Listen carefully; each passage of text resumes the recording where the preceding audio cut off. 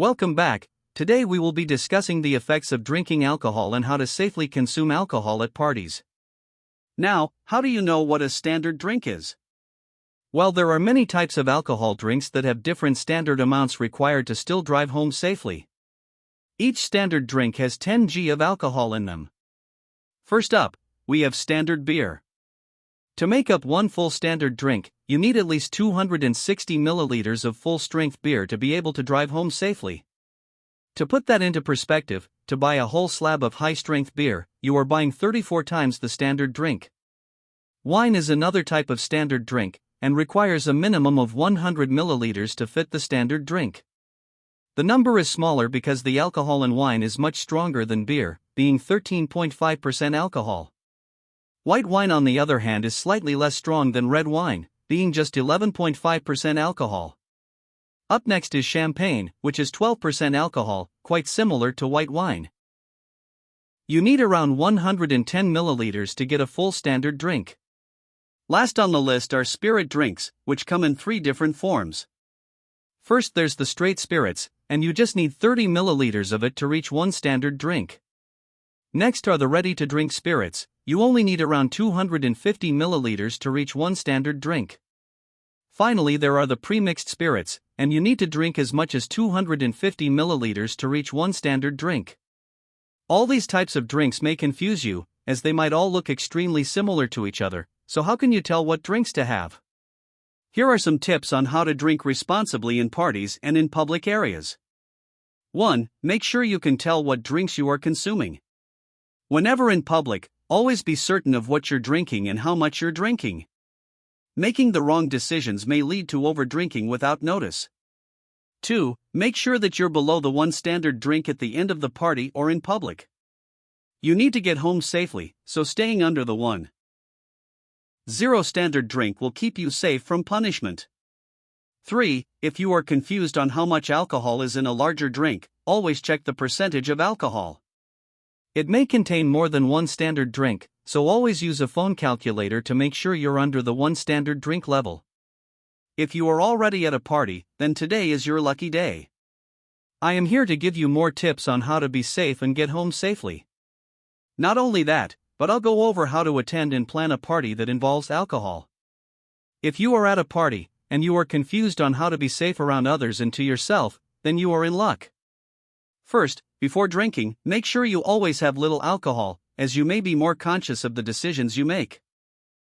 If you have gone over the standard drinks to safely drive home, you may want to catch public transport back or get a friend to. Alternatively, if you know you're gonna get hammered, take the bus there and back, or with a friend who will not drink. If you and your friends are planning a party, make sure it is safe for all attendees. Make sure that if drinks have alcohol, they are labeled correctly.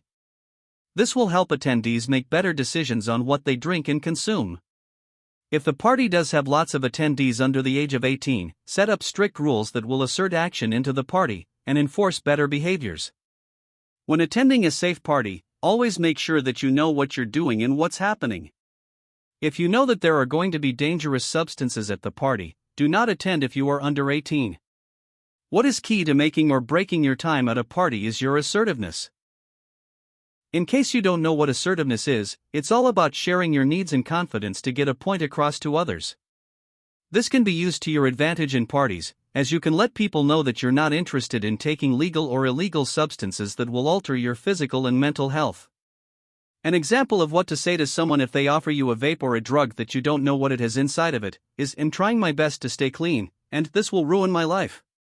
Any assertive use of refusal must make sense for it to be more understandable to others, as they might also be intoxicated if they're asking you to take these substances.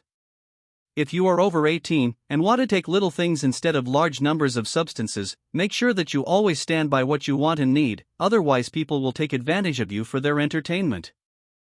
In the last video we talked about how we can say no to substances and how to tell what alcohol we consume. We're going to take that a step further by giving out scenarios and letting you guys take the wheel in answering these questions. Remember that all parties are different, and some may be more substance abundant than others.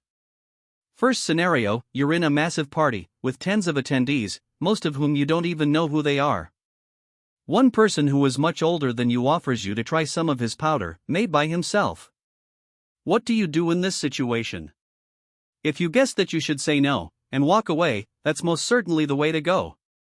First off, you don't even know this person, and they haven't even told you what they made. It's best to leave it at that and you'll be safer.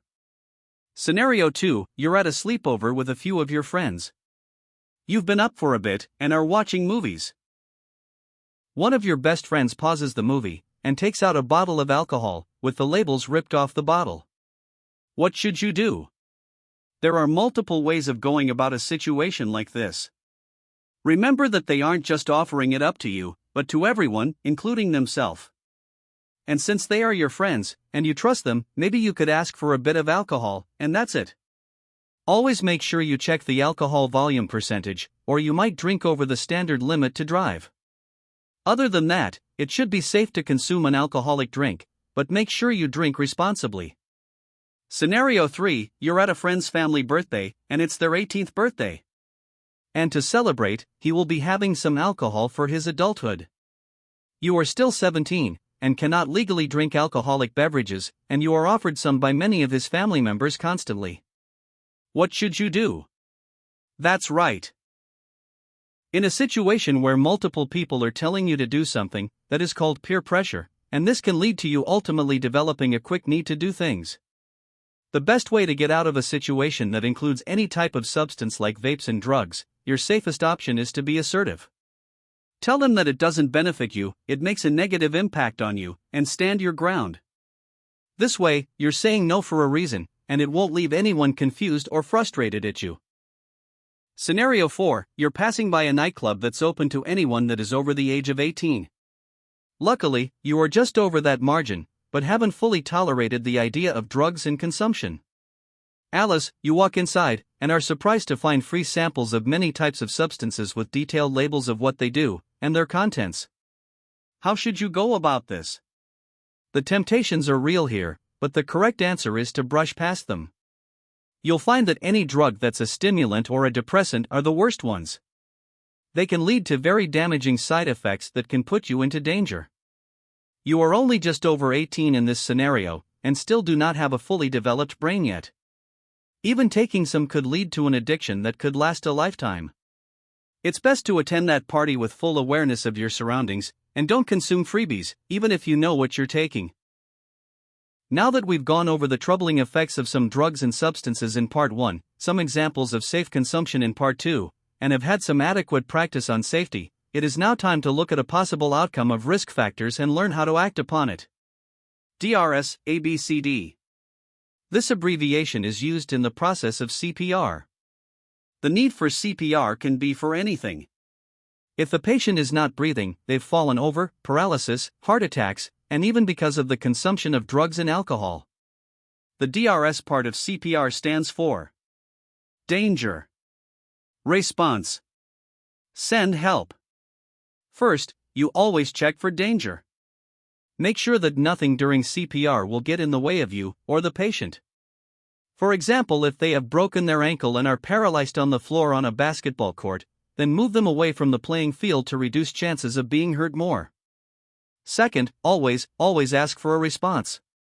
First, start with an oral response, and if that does not work, check for breathing. If that does not work either, check their pulse. Next, send help. Either get someone else to call an ambulance or for medical support, or call for someone who can perform CPR if you cannot do it. Depending on the severity of the situation, the paramedics may act according to the patient's responses to DRS. Next up, there is the ABCD part of the process. Airways. Breathing.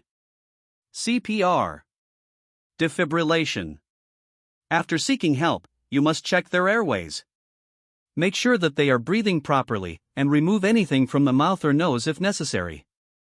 Make sure you check if they are breathing constantly. It's the quickest way to get updates on their health during a medical emergency. Perform CPR on the patient. Give 30 chest compressions in 15 seconds, then breathe into their mouth after those 30, repeat those until further help is given. If the patient is a child or an infant, make sure that you put less pressure on them and breathe less into them. Defibrillation is when it's only very necessary. The patent must be very unfortunate to be given this level of procedure, but must always be an option to everyone, as situations like this may be unpredictable. Defibrillation is also a type of device, and it will tell you what to do. This device will save lives when they are in cardiac arrest, so make sure that you use it properly and timely. After these steps are completed, and the patient's health inclines again, you must put them into the recovery position. You fold the arm closest to you onto their chest, put the other arm onto the floor in a right angle, and make sure that both legs are straight. You bend the closest knee up, support their head and back, and roll the person slightly away from you. Adjust the upper leg to be a 90 angle, and make sure that the person cannot roll away. Finally, tilt their head back and make sure that all airways are open, enabling them to breathe. This ensures that little inconveniences come to consequence with the patient, and ensures a quality safety. Now you know how to deal with a situation that may scare you a bit. It's better to stay calm and always do the right thing when it comes to medical emergencies. Going back to substances, a common issue in consumption is that many people fall into an addiction. This makes the person feel the need to have this item or substance for an abundance of time, leading to several issues later down the line. A major issue is financial struggles. Drugs like marijuana and cocaine cost an ungodly amount of money, and being able to afford it for a prolonged period of time is an extremely risky behavior. Purchasing drugs not only puts your physical and mental health at risk, but also your future. You might end up homeless if you spend too much on illegal substances, or even get caught by the police, and law enforcement will deal with you. It's never a good option to abuse illegal substances, but there are ways to get support to those who are indeed unfortunate. A great example for a support line that will help people deal with addictions and situations where substances are involved in Kids Helpline. They support any child with any problem, all from ages 5 to 25. They have 24/7 support for those in a troubled situation, and some that involve drugs and substances. The number for this line is 1-800-551-1800, and don't forget that it's okay to ask for help, it will only benefit you.